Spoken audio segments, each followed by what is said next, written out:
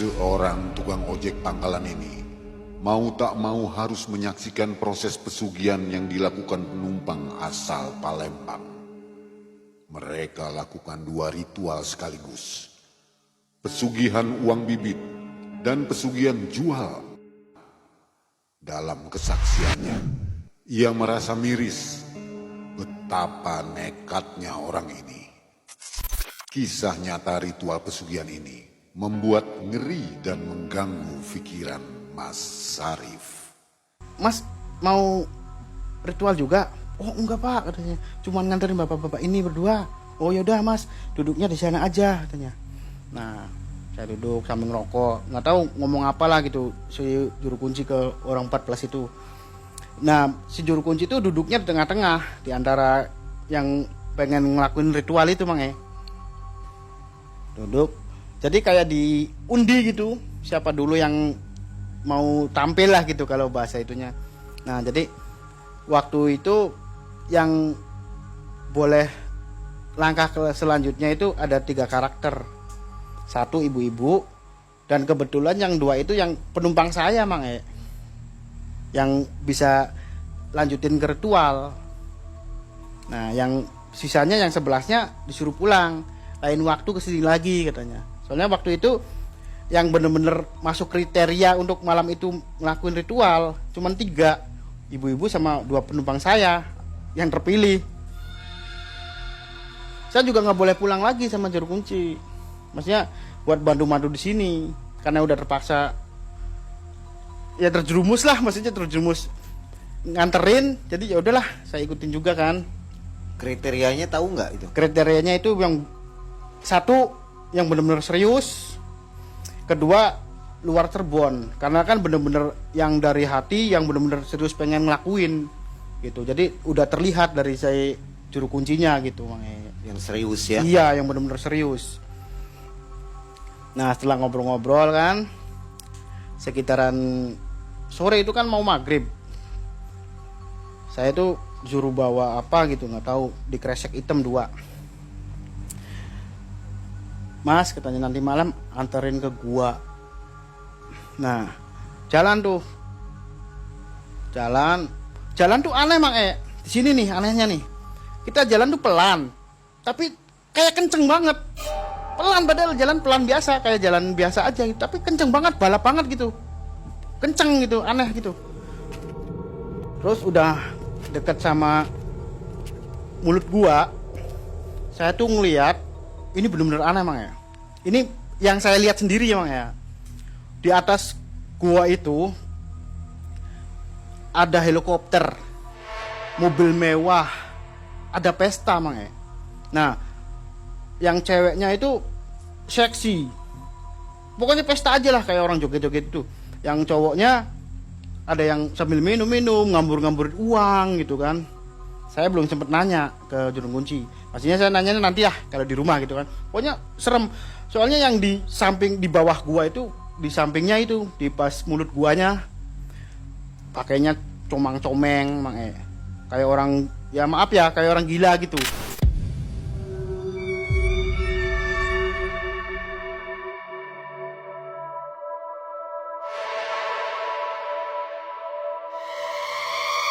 Helikopternya helikopter seperti apa?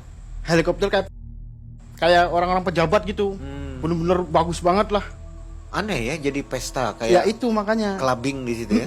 Ya padahal saya juga nggak punya indra ke-9, makanya heran. Sambil joget-joget gitu. Iya, ya pokoknya yang ceweknya seksi sampai udelnya kelihatan. Sedangkan di bawahnya orang yang sengsara gitu, sengsara, kayak orang pengemis gitu, maaf ya mak ya. Di Kayak orang situ pengemis gitu. nggak lari ya, Mas Arif nggak lari di situ, nggak takut. Enggak, ya takut sih takut, cuman kayak ngebayang, ngeblur gitu, kayak nyata, kayak iya kayaknya, cuman kayak halusinasi lah gitu. Cuman kayak nyata, tapi kadang ngedrup gitu tuh, kayak hilang gitu, nyongol gitu. Padahal ada takut, cuman ya mereka bertiga itu kayak nggak ngelihat gitu, cuman saya sendiri yang lihat. Oh, yang ngelihat Mas Arif aja? Iya, yang 2 penumpang saya nggak ngelihat. Ya mungkin kalau yang juru kunci mungkin tahu lah gitu, udah tahu. Nah, udah masuk ke gua, yang 2 itu udah masuk ke gua. Saya pulang lagi sama juru kunci kan. Jalan tuh kayak semakin cepet nyampe ke rumah tuh mang Udah nyampe rumah, nah saya beranikan diri ngomong, Pak, punten, itu yang saya lihat beneran apa enggak? Mas lihat apa? Katanya. Itu di atas kayak ada orang pesta. Mas lihatnya mobil Mercy mewah ya, katanya. Iya Pak, ada helikopter, ada Pak. Nah itu tuh yang ngelakuin ritual itu, misalkan mati suatu saat tuh jadi budaknya di situ, jadi abadi di situ, kekal Mang. Yang berhasil nanti dia pestanya kayak gitu, yang nggak berhasil matinya nanti kayak yang Mas lihat kan, yang di bawah juga katanya, yang pakaian cuma-cuma yang tidak berhasil nantinya kayak gitu, jadi budaknya mereka katanya. Maksudnya Abadi nanti di alam semesta. Setelah matinya. Jadi yang berhasil Nanti ya kayak menikmati hasil gitu Mang ya. Nanti kayak yang di atas tuh. Karena kan udah terikat, kalau udah masuk kayak gitu udah terikat katanya, kata si juru kunci. Udah terikat masuk. Yang nggak berhasil nih maksudnya nggak berhasil apa? Yang nggak berhasil maksudnya kalau setengah berhasil lah, setengah berhasil. Jadi Sudah menikmati, cuman dianya tobat. Jadi kayak nggak ngikutin alur pertama gitu, Nggak sampai ngingkarin gitu. Iya, jadi ngingkarin perjanjiannya, nantinya tetap jadi budak, cuman yang di bawah tuh. Nah, tapi nggak tahu sampai kapan gitu, kata si juru kunci. Nah, yang serem laginya gini Mang ya. Jam 10 si pelaku ritual itu pulang dengan yang kayak drop gitu, drop banget, nggak bisa apa-apa, lemes, drop banget. Nah si juru kunci nanya, Mas dapat perjanjian apa di gua?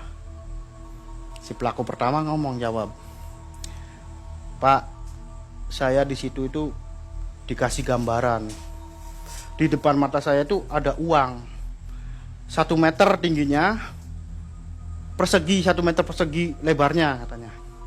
Uang real banget di depan saya katanya. Nah cuman di atasnya itu ada anak saya, kata si pelaku ritual pertama. Cuman mikirnya kan anak saya itu berarti seneng saya dapat uang banyak. Pikiran pertamanya si ritual itu, pikiran seneng. Nah ditanyain, ada suara tuh nanyain, cukup apa kurang? Kurang katanya. Jadi uang itu semakin naik, uang tuh semakin naik. Tanya lagi sama suara itu, cukup apa kurang? Kurang. Sampai beberapa kali nanya si suara itu, uang itu udah mendok sampai ke langit-langit gua, ya kan? Jadi udah nggak bisa nambah lagi. Uang ini sudah cukup, sudah kamu bisa nikmatin. Ada syaratnya. Jadi si anaknya dia itu Pak, lehernya aduh. Karena kalau dia dapat uang, setetes darahnya anaknya itu akan jadi miliknya dia. Nah itulah Pak, di situ itu pesugihan jual, kata si juru kunci itu. Wah bener-bener drop itu, dia kayak pingsan itu, nggak bisa apa-apa gitu waktu itu. Jadi belum tahu si pelaku ini ya di situ pesugihan jual. Belum tahu, yang taunya intinya kayak yang bertapa terus dapat uang Tanpa tumbal. tanpa tumbal, dikiranya kayak gitu awalnya.